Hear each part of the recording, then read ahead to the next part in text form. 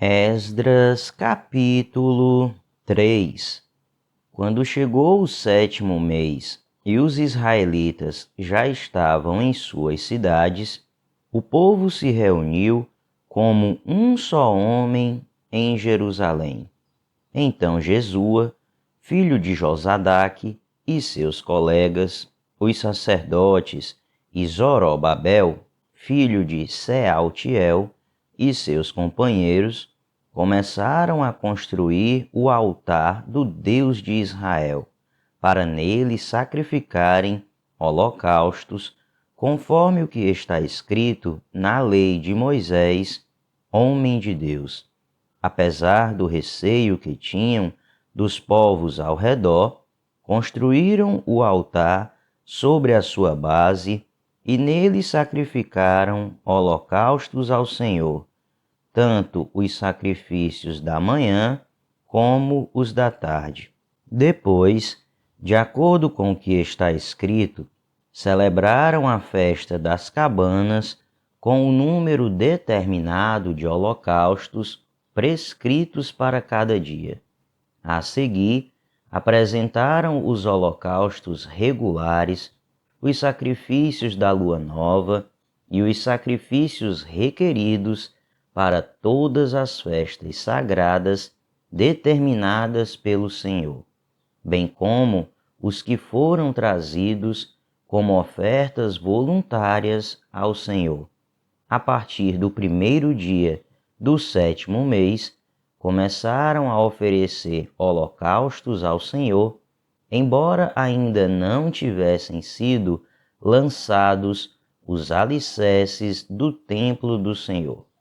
Então, eles deram dinheiro aos pedreiros e aos carpinteiros, e deram comida, bebida e azeite ao povo de Sidom e de Tiro, para que, pelo mar, trouxessem do Líbano para Jope toras de cedro.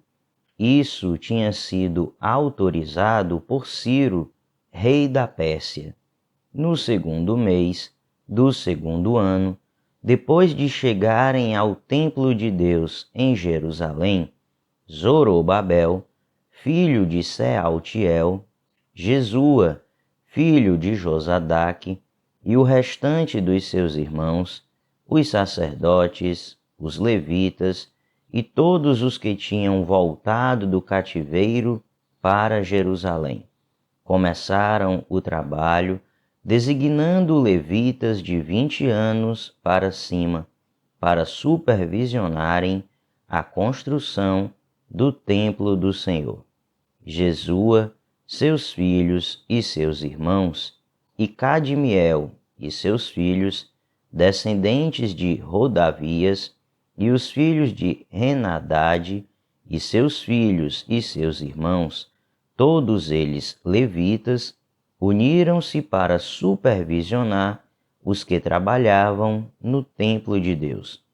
Quando os construtores lançaram os alicerces do templo do Senhor, os sacerdotes, com suas vestes e suas trombetas, e os levitas, filhos de Asaf, com símbolos, tomaram seus lugares para louvar o Senhor, conforme prescrito por Davi, rei de Israel.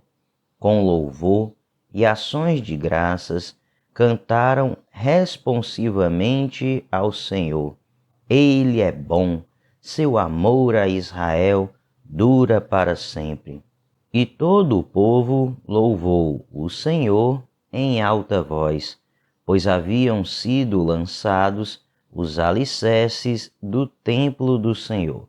Mas muitos dos sacerdotes, dos levitas e dos chefes das famílias mais velhos, que tinham visto o antigo templo, choraram em alta voz quando viram o lançamento dos alicerces desse templo. Muitos, porém, gritavam de alegria. Não era possível distinguir entre o som dos gritos de alegria e o som do choro, pois o povo fazia enorme barulho, e o som foi ouvido a grande distância. Esdras, capítulo 4. Quando os inimigos de Judá e de Benjamim souberam que os exilados estavam reconstruindo o templo do Senhor, o Deus de Israel, foram falar com Zorobabel e com os chefes das famílias. Vamos ajudá-los nessa obra, porque, como vocês, nós buscamos o Deus de vocês e temos sacrificado a Ele desde a época de Esar-Adom, rei da Assíria, que nos trouxe para cá. Contudo, Zorobabel, Jesua e os demais chefes das famílias de Israel responderam: Não compete a vocês a reconstrução do templo de nosso Deus. Somente nós o construiremos para o Senhor, o Deus de Israel, conforme Ciro, o rei da Pérsia, nos ordenou. Então, a gente da região começou a desanimar o povo de Judá e a atemorizá-lo, para que não continuasse a construção. Pagaram alguns funcionários para que se opusessem ao povo e frustrassem o seu plano, e fizeram isso durante todo o reinado de Ciro até o reinado de Dário, reis da Pérsia. No início do reinado de Xerxes, apresentaram uma acusação contra o povo de Judá e de Jerusalém. E nos dias de Artaxerxes, rei da Pérsia, Bislão, Mitredade, Tabeel e o restante dos seus companheiros escreveram uma carta a Artaxerxes. A carta foi escrita em aramaico, com caracteres aramaicos. O comandante Reum e o secretário Sinzai escreveram uma carta contra Jerusalém ao rei Artaxerxes. O comandante Reum e o secretário Sinzai e o restante de seus companheiros, os juízes e os oficiais de Trípoli, da Pérsia, de Ereque e da Babilônia, os elamitas de Susã e das outras nações que o grande e renomado Assurbanipal deportou e assentou na cidade de Samaria e noutros lugares a oeste do Eufrates, escreveram nos seguintes termos: Esta é uma cópia da carta que lhe enviaram. Ao rei Artaxerxes, de seus servos que vivem a oeste do Eufrates, informamos o rei que os judeus que chegaram a nós da tua parte vieram a Jerusalém e estão reconstruindo aquela cidade rebelde e má. Estão fazendo reparos nos muros e consertando os alicerces. Além disso, é preciso que o rei saiba que se essa cidade for reconstruída e os seus muros reparados, não mais se pagarão impostos, tributos ou taxas, e as rendas do rei sofrerão prejuízo. Agora, visto que estamos a serviço do palácio e não nos é conveniente ver a desonra do rei, nós enviamos esta mensagem ao rei, a fim de que se faça uma pesquisa nos arquivos de seus antecessores. Nesses arquivos, o rei descobrirá e saberá que essa cidade é uma cidade rebelde, problemática para reis e províncias, um lugar de revoltas desde épocas antigas, motivo pelo qual foi destruída. Informamos ao rei que, se essa cidade for reconstruída e seus muros reparados, nada sobrará a oeste do Eufrates. O rei enviou-lhes a seguinte resposta: ao comandante Reum, ao secretário Sinzai e aos seus demais companheiros que vivem em Samaria e em outras partes a oeste do Eufrates. Saudações de paz.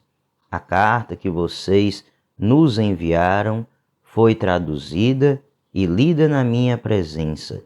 Sob minhas ordens, fez-se uma pesquisa e descobriu-se que essa cidade tem uma longa história de rebeldia contra os reis e que tem sido um lugar de rebeliões e revoltas. Jerusalém teve reis poderosos que governaram toda a região a oeste do Eufrates, aos quais se pagavam impostos, tributos e taxas. Ordene agora a esses homens que parem a obra, para que essa cidade não seja reconstruída enquanto eu não mandar. Tenham cuidado, não sejam negligentes neste assunto, para que os interesses reais não sofram prejuízo. Lida a cópia da carta do rei Artaxerxes para Reum, para o secretário Sinzai e para os seus companheiros, eles foram depressa a Jerusalém e forçaram os judeus a parar a obra. Assim, a obra do templo de Deus em Jerusalém foi interrompida e ficou parada até o 2º ano do reinado de Dario, rei da Pérsia. Esdras, capítulo 5. Ora, o profeta Ageu e o profeta Zacarias, descendente de Ido, profetizaram aos judeus de Judá e de Jerusalém, em nome do Deus de Israel, que estava sobre eles. Então Zorobabel, filho de Sealtiel, e Jesua, filho de Josadaque, começaram a reconstruir o templo de Deus em Jerusalém.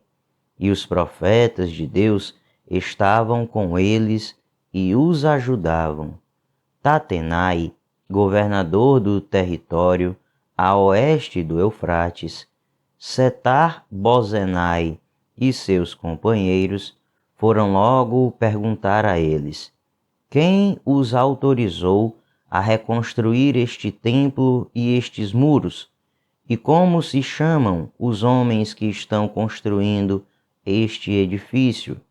Mas os olhos do seu Deus estavam sobre os líderes dos judeus, e eles não foram impedidos de trabalhar até que um relatório fosse enviado a Dario e dele se recebesse uma ordem oficial a respeito do assunto. Esta é uma cópia da carta que Tatenai, governador do território situado a oeste do Eufrates, Setar-Bozenai e seus companheiros, os oficiais do oeste do Eufrates, enviaram ao rei Dario. O relatório que lhe enviaram dizia o seguinte: ao rei Dario, paz e prosperidade. Informamos ao rei que fomos à província de Judá, ao templo do grande Deus. O povo o está reconstruindo com grandes pedras e já estão fixando as vigas de madeira nas paredes. A obra está sendo executada com diligência e apresentando rápido progresso. Então perguntamos aos líderes quem os autorizou a reconstruir este templo e estes muros. Também perguntamos os nomes dos líderes deles, para que os registrássemos para a tua informação. Esta é a resposta que nos deram: somos servos do Deus dos céus e da terra e estamos reconstruindo o templo edificado há muitos anos, templo que foi construído e terminado por um grande rei de Israel. Mas, visto que os nossos antepassados irritaram o Deus dos céus, ele os entregou nas mãos do babilônio Nabucodonosor, rei da Babilônia, que destruiu este templo e deportou o povo para a Babilônia. Contudo, no seu primeiro ano como rei da Babilônia, o rei Ciro emitiu um decreto ordenando a reconstrução desta casa de Deus. Ele até mesmo tirou do templo da Babilônia os utensílios de ouro e de prata da casa de Deus, os quais Nabucodonosor havia tirado do templo de Jerusalém e levado para o templo da Babilônia. O rei Ciro os confiou a um homem chamado Sesbazar, que ele tinha nomeado governador, e lhe disse: leve estes utensílios, coloque-os no templo de Jerusalém e reconstrua a casa de Deus em seu antigo local. Então Sesbazar veio e lançou os alicerces do templo de Deus em Jerusalém. Desde aquele dia, o templo tem estado em construção, mas ainda não foi concluído. Agora, se for do agrado do rei, que se faça uma pesquisa nos arquivos reais da Babilônia para verificar se o rei Ciro de fato emitiu um decreto ordenando a reconstrução da casa de Deus em Jerusalém. Aguardamos do rei a decisão sobre o assunto. Esdras, capítulo 6. O rei Dario mandou então fazer uma pesquisa nos arquivos da Babilônia, que estavam nos locais em que se guardavam os tesouros. Encontrou-se um rolo na cidadela de Ecbatana, na província da Média, e nele estava escrito o seguinte, que Dario comunicou: no primeiro ano do seu reinado, o rei Ciro promulgou um decreto acerca do templo de Deus em Jerusalém nestes termos: que o templo seja reconstruído como local destinado à apresentação de sacrifícios e que se lancem os seus alicerces. Ele terá 27 metros de altura e 27 metros de largura, com 3 carreiras de pedras grandes e uma carreira de madeira.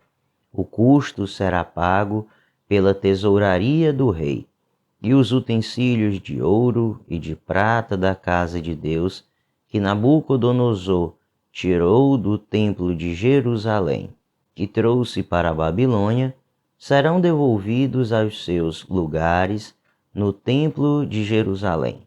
Devem ser colocados na casa de Deus. Agora, então, Tatenai, governador do território situado a oeste do Eufrates, e Setar-Bozenai, e vocês, oficiais dessa província e amigos deles, mantenham-se afastados de lá. Não interfiram na obra que se faz nesse templo de Deus. Deixem o governador e os líderes dos judeus reconstruírem esse templo de Deus em seu antigo local. Além disso, promulgo o seguinte decreto a respeito do que vocês farão por esses líderes dos judeus na construção desse templo de Deus. As despesas desses homens serão integralmente pagas pela tesouraria do rei, do tributo recebido do território a oeste do Eufrates, para que a obra não pare. E o que for necessário, novilhos, carneiros, cordeiros para os holocaustos oferecidos ao Deus dos céus, e trigo, sal, vinho e azeite, conforme for solicitado pelos sacerdotes em Jerusalém, tudo deverá ser entregue diariamente a eles, sem falta, para que ofereçam sacrifícios agradáveis ao Deus dos céus e orem pelo bem-estar do rei e dos seus filhos. Além disso, determino que, se alguém alterar este decreto, atravessem-lhe o corpo com uma viga tirada de sua casa e deixem-no empalado, e seja a sua casa transformada num monte de entulho, e que Deus, que fez o seu nome ali habitar, derrube qualquer rei ou povo que estender a mão para mudar este decreto ou para destruir esse templo de Jerusalém. Eu, Dario, o decretei, que seja plenamente executado. Tendo recebido o decreto do rei Dario, Tatenai, governador do território situado a oeste do Eufrates, Setar-Bozenai e os companheiros deles o cumpriram plenamente. Dessa maneira, os líderes dos judeus continuaram a construir e a prosperar, encorajados pela pregação dos profetas Ageu e Zacarias, descendente de Ido. Eles terminaram a reconstrução do templo conforme a ordem do Deus de Israel e os decretos de Ciro, de Dario e de Artaxerxes, reis da Pérsia. O templo foi concluído no 3º dia do mês de Adar, no 6º ano do reinado do rei Dario. Então, o povo de Israel, os sacerdotes, os levitas e o restante dos exilados celebraram com alegria a dedicação do templo de Deus. Para a dedicação do templo de Deus, ofereceram 100 touros, 200 carneiros, 400 cordeiros, e como oferta pelo pecado de todo o Israel, 12 bodes, de acordo com o número das tribos de Israel. E organizaram os sacerdotes em suas divisões e os levitas em seus grupos para o serviço de Deus em Jerusalém, conforme o que está escrito no livro de Moisés. No 14º dia do 1º mês, os exilados celebraram a Páscoa. Os sacerdotes e os levitas tinham se purificado, estavam todos cerimonialmente puros. Os levitas sacrificaram o cordeiro da Páscoa por todos os exilados, por seus colegas sacerdotes e por eles mesmos. Assim, os israelitas que tinham voltado do exílio comeram do cordeiro, participando com eles todos os que se haviam separado das práticas impuras dos seus vizinhos gentios para buscarem o Senhor, o Deus de Israel. Durante 7 dias, eles celebraram com alegria a festa dos pães sem fermento, pois o Senhor os enchera de alegria ao mudar o coração do rei da Assíria, levando-o a dar-lhes força para realizarem a obra de reconstrução do templo de Deus, o Deus de Israel.